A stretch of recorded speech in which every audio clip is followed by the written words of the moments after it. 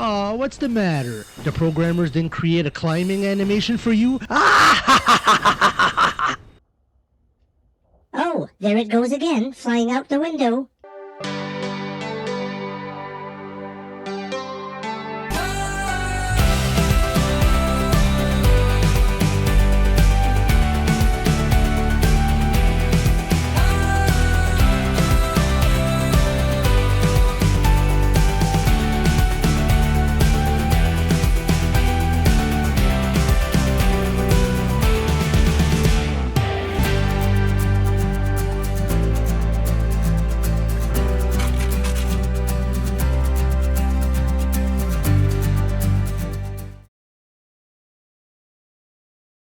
Hello everybody, and welcome to Creative Gaming, the show where I inject a bit of RNG into my playthroughs, either for challenge purposes or just a new way to play the game. I'm making preparations today. We're about to tackle a giant beast. Yeah. Oh. Whew. Today I start a challenge that's gonna be brutal, that's gonna be tough, that's gonna be anger-inducing. That he'll probably never finish. We're probably gonna need all the buttons for this one. Don't ask me, folks. I don't know what the hell all these buttons are. Today I'm starting a special Dark Souls playthrough. Dark Souls, a game that pits you into a bleak, dying world on the verge of collapse and slipping into inexistence. And you never had so much fun dying in it. It's been kicking players' ass since 2011, with some bosses still giving players anxiety to this day. So here are the rules for this playthrough. I will roll a 10-sided die to decide my starting class. So a 1 will be a warrior, 2 will be a knight, and so on and so forth, in the order that you see here. I will also roll the die for my starting gift. Starting gifts usually don't matter too much, but I will roll for it anyway. Then, a bit later, I will roll 2 8-sided dice that will determine 2 different statistics that I can never level up. So essentially, it's a stats restriction challenge. I will obviously have to grow my character around the 2 stats that I can't level up. For example, let's say I get the strength and dexterity restrictions. Then I would have no choice but to be pushed towards a magic user class. If I would get the intelligence and faith restrictions, then I obviously would need more of a physical attacker. During gameplay, I will allow myself 1 cheat or reroll. If I'm having too much trouble with my stats restrictions, I can roll the 2 dice just 1 time to change my stats restrictions. Now, this could be a bit of a double-edged sword. Changing my stats restrictions could help or hamper my character, depending on what build I was going for. I will also roll these dice just once too, no excuses. If I roll the same thing or something worse, I'm stuck with the results. Make sense? Uh-oh, a Souls game. That usually means more work for the emotional support cat. Alright, let's roll for my starting class.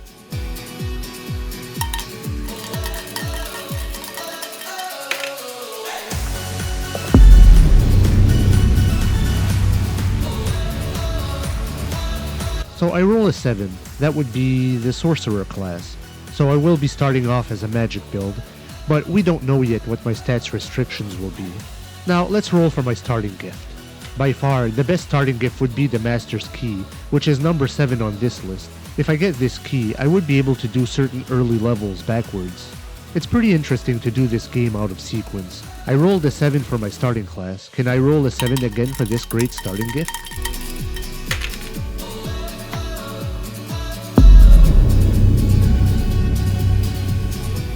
Alright, so I rolled an 8, so my starting gift will be Tiny Being's Ring. Meh, that pales in comparison with the Master Key. But, oh well, it is what it is. I'll start the game right now. I will roll the dice to determine my stats restrictions once I can level up, which is past this tutorial portion. Let's dive into the bleak world of Dark Souls. Following the formula of the unique, groundbreaking Demon Souls that came out in 2009, its spiritual successor, Dark Souls, was released in 2011. While Demon Souls was limited to the PS3 at the time, developers wanted to expand the innovative gameplay style and atmosphere to different consoles. Nito, the first of the dead. Oh, Gravelord Nero seems like a nice, upstanding citizen. We should have him over for coffee. Yeah, he'd definitely fit in with your circle of friends. So we get introduced to a few of the darkest beings in this game. It's not the same plot as in Demon Souls, but it is a similar environment, a world filled with souls and undead in an inevitably dying world. Nito unleashed a miasma of death and disease. Oh, I guess we shouldn't have him for coffee after all. And seeth the scales.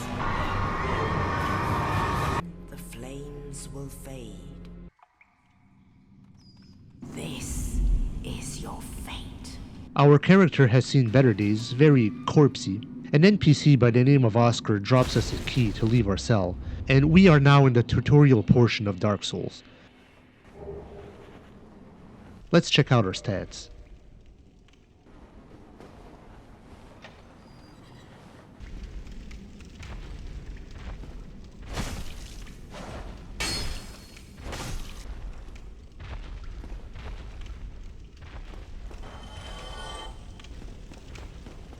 One comical thing about this game is how defeated enemies dangle at your feet. It's funny to see these undead thrown around like a rubber band or something. You're a sick freak.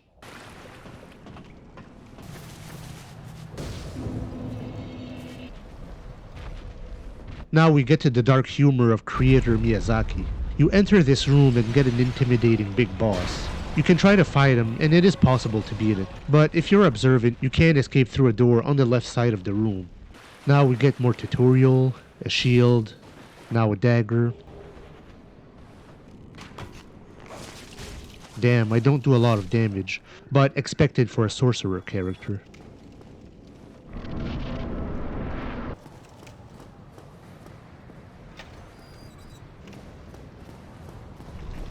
Oh shit.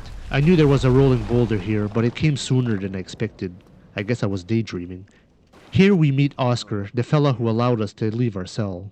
He gives us the Estus flasks, which I think was the developer's way of limiting our healing options. In Demon's Souls, you could heal almost infinitely with your collected herbs, which was really a drag for player versus player, or PvP. Once you leave the room, you can hear Oscar slice himself and cause his own death, which is pretty sad.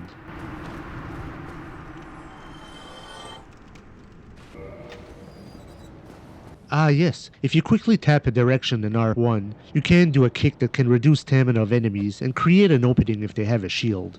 You could do this in Demon's Souls as well, though I don't know if that game ever explained it. New to this game, you can also tap a direction and press R2, which is a jump attack. A catalyst, since we do have a magic character.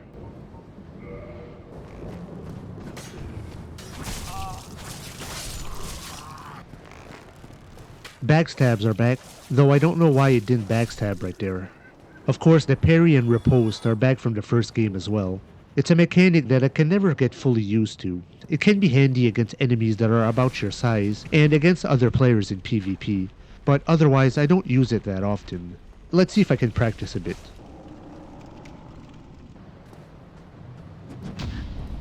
Okay, but he didn't riposte? Damn, no riposte again? I seem to be having trouble with backstabs and ripostes. Alright, let's go fight the boss. Here you can do a lunge attack, dropping from above on an enemy to cause extra damage.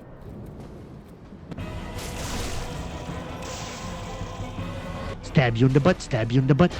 This boss isn't too difficult, probably the easiest boss in this game, but there are other versions of him that can be much more difficult. Oh, my dagger's not doing a lot of damage. I might as well use my magic.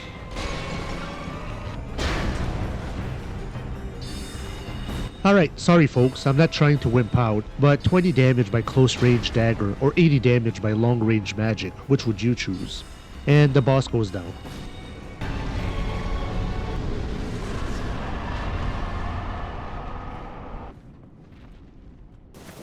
Remember that bird in Demon's Souls that trades stuff with you?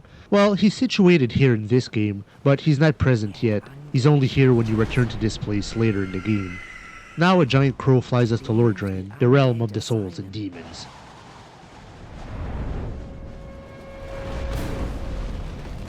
Now a bonfire. Alright, so this is where I'll roll the 2 dice for the 2 stats that I will be barred from leveling up.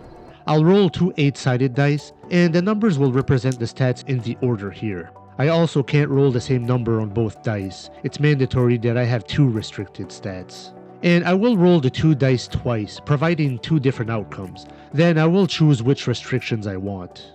Let's roll for outcome number 1.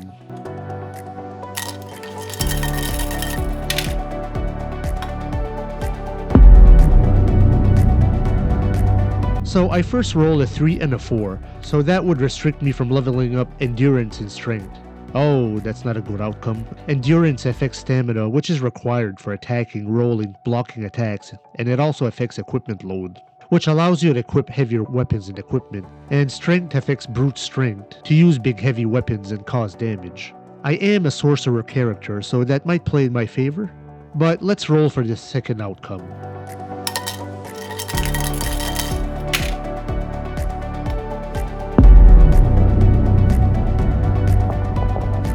Alright, a 1 and a 2. A 1 is Vitality, and 2 is Attunement. Not the greatest option either. Vitality affects maximum HP, and my Sorcerer is already starting with a low HP number. Attunement affects slots to equip magic and miracles. It's more negligible, I usually only need 2 or 3 slots for magic.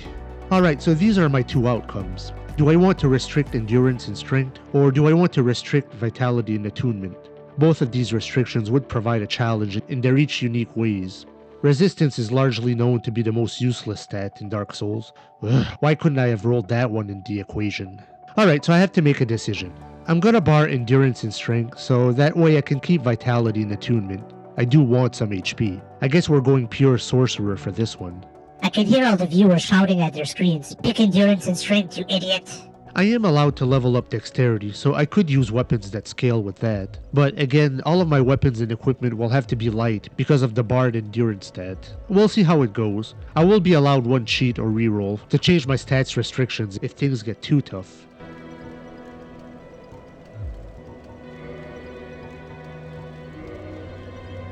Be careful not to accidentally hit this NPC. Angering this guy makes him hostile. This is supposed to be your hub, your safe spot, so you don't want this guy after you full force. He's pretty difficult to kill this early in the game. Progression through Dark Souls is usually a bit vague. This guy tells you that you need to ring 2 different bells of awakening, although you don't really know why, you just know something will happen when you do. There's a few goodies you can find here in Firelink Shrine. Here we get to the Salad Bowl Haircut Petrus. He sells you miracles and allows you to join the First Covenant in the game.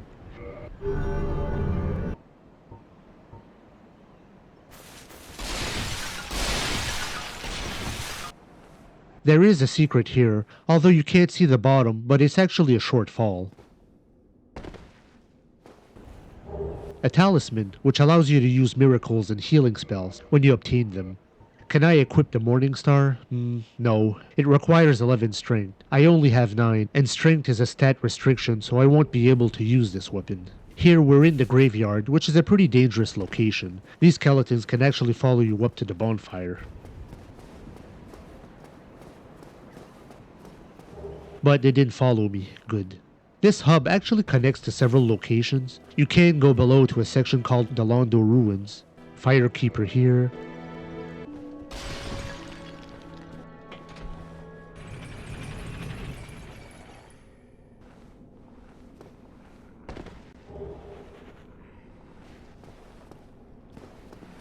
Backstab still didn't work. And again, what am I doing wrong? It's possible that you have to be right behind your enemy and not press any direction while you press R1. Maybe that's why it's not working. Here there's a sorcerer behind bars who's easy to miss. He can sell you sorceries. Oh, you can repair equipment in this game? I thought that was only in Demon Souls. I guess I forgot. Heavy Soul Arrow would be worth it once I get enough money. Souls. Here there's a passage to the Valley of Drakes. It's a shame I didn't roll the Master Key as a starting gift. I would be able to access this area. It is interesting because you would be able to access certain locations earlier, and it's fun to do some of these levels out of sequence. Still missed the backstab. An S-Talk. Shit, I need 10 strength to equip it, and I only have 9. I don't know what long-term weapon I'll end up with the restrictions I have. Here there's a very dangerous location. There are ghosts on the other side of this bridge. You can't attack them unless you use the transient curse item that I just picked up. But this location is pretty dangerous this early on in the game. Going back up and raising more soul levels. Let's do dexterity and intelligence. My character will largely be magic based. Alright, I think I will attempt what is called a suicide run. That's a Souls term that means if you don't care about dying, you can run through levels and pick up as many items as you can. When you die, you lose all of your souls, but you always keep the items and treasures you find, so you can get stuff that would normally be meant for later. These skeletons are pretty dangerous too.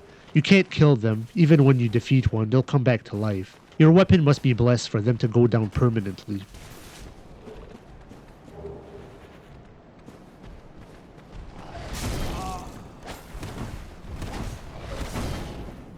Ooh, the horde is hot on my trail.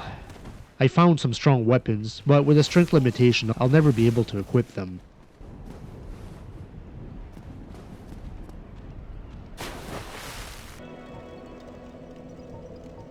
I can equip the short bow at least. Now I head towards the only feasible section to explore. Immediately, Dark Souls teaches you that the world is full of traps. You see a few enemies here, but there is a firebomb throwing enemy above. It's rare that you'll face one or many enemies without some sort of gimmicks nearby, archers or other enemies that will show up on the scene. The fact that I won't be able to get more stamina really sucks too.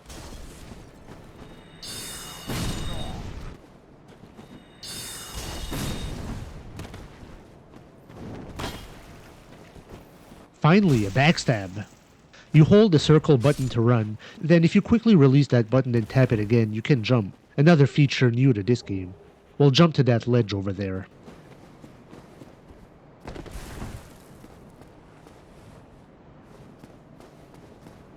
Ah, a ring of sacrifice. If ever you're lost and you have a lot of souls that you don't want to lose, you can equip this ring to prevent that from happening. If you die, the ring will break, but you'll keep your souls. This door leads to another section of this level that we can't get to yet.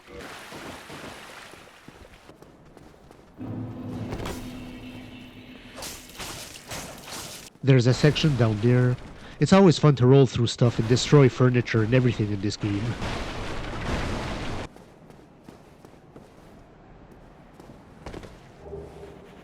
Here we have a classic trap, an item in the middle of the bridge that turns out to be rubbish, and you can see the enemies waiting to ambush you.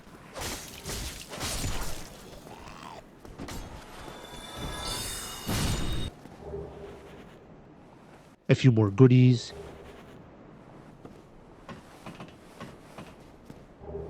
And we can drop back to the main path.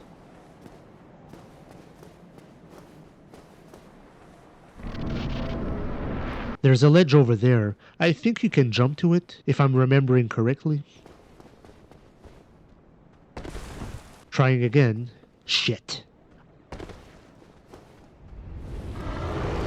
Oh, I'm missing the dragon's big entrance. Shit. Shit! 3 times the shits. Maybe I have to drop from above, I'm forgetting. Moving on, a few more enemies in this area.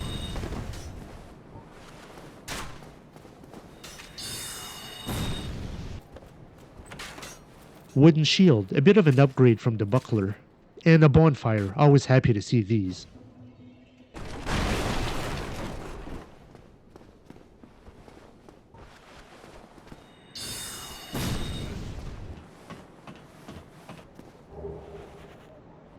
Ah yes, I think you can access the ledge from this rooftop. Yes, I can. Yes, a crossbow. No, I can't equip it. Crossing this little bridge is dangerous too. Of course, there are more enemies in that little room than you can see, and a couple of rooftop enemies throwing firebombs at you. Leveling up again, let's increase dexterity. This is a good place for a little bit of grinding. Get a couple of extra soul levels. Oh nice, a short sword. This should be an upgrade from my little dagger. If the strength requirement isn't too high. Yes, I can. Could be my main weapon for the next little while. I'm so paranoid anytime I go through a door in these games. I think in the PS3 version of Dark Souls, that rooftop down there actually has collision detection, so your character can actually jump on it. However, you get stuck once you're down there. There's nowhere to go and no way to get out. I don't know if they fixed that for this PS4 remake, but Dark Souls had a few out-of-bounds locations like that. Locked, I don't have the key. Again, it pays to be observant of your environment. You can fight 2 or 3 enemies with shields ahead, but if you don't investigate this tower first, there is an archer enemy on top that you should take down first.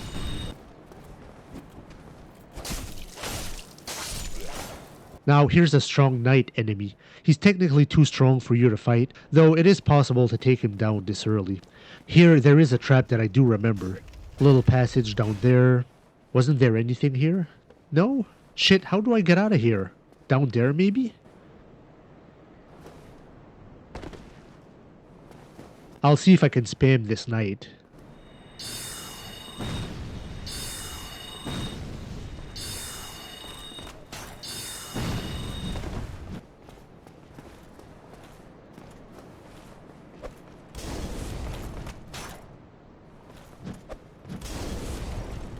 Whoops, I better get out of here.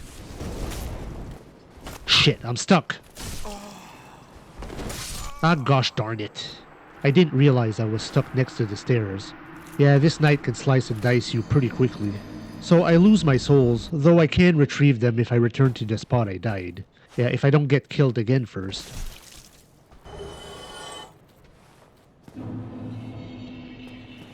Alright, I'll try this again.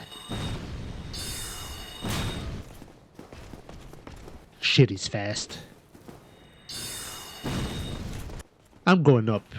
Here we go. I'm gonna spam you from above, you stupid knight. Ah! It's Dylan Evers, folks, not little Aggie or Lobos Jr. I earned a black knight sword and a tight knight chunk, two pretty good items. That knight was also guarding a blue tearstone ring. This boosts your defense when your HP is low. More soul levels. Again, I'm barred from raising endurance and strength. There's a slightly subtle mechanic in this game where you can reverse your hollowing, become alive again. This has certain advantages, like summoning other players into your world, or kindle to get more Estus flasks. But it also opens you for invasions. Finally, another backstab. Been having trouble with these. I think there was a merchant here that I missed. Ah, residence key. A scimitar could be a good weapon. Some armor here. Now I get to the second boss of this game. Tourist Demon isn't too difficult, and there is a gimmick here where you can climb a ladder and drop onto him for big damage. The same plunge attack that I used on the first boss. Oh shit, you jumped up here already? I can lure him back down.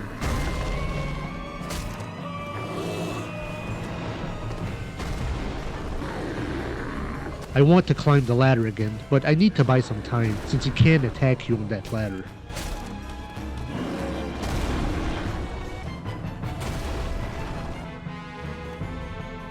Shit, I missed my plunge attack. Oh, god damn it, taking a swing at me on the ladder. What? Why the hell are you jumping here so quickly? Damn it. He's not difficult, but I'm just sucking really badly right now. That's on me. Go back down. Go back up. Why the hell did I miss that plunge attack again? I must be hitting the attack button too late. I'm obviously very Dark Souls rusty. Alright, I'm just gonna spam you with Soul Arrow. It's more fun to do the lunge attack, but I keep failing at it. My sword just isn't doing much damage to him.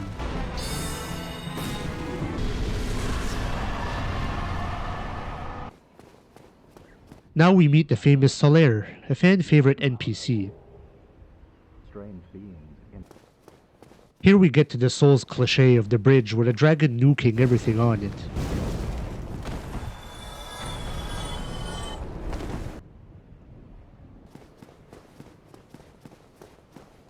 Interestingly enough, this place loops back to the previous bonfire. This is what Miyazaki is known for, his clever level designs. Alright, I think I'll stop it here for today, but join me in the next episode as I continue my strut into this gloomy world of death and despair. Keep gaming, everyone.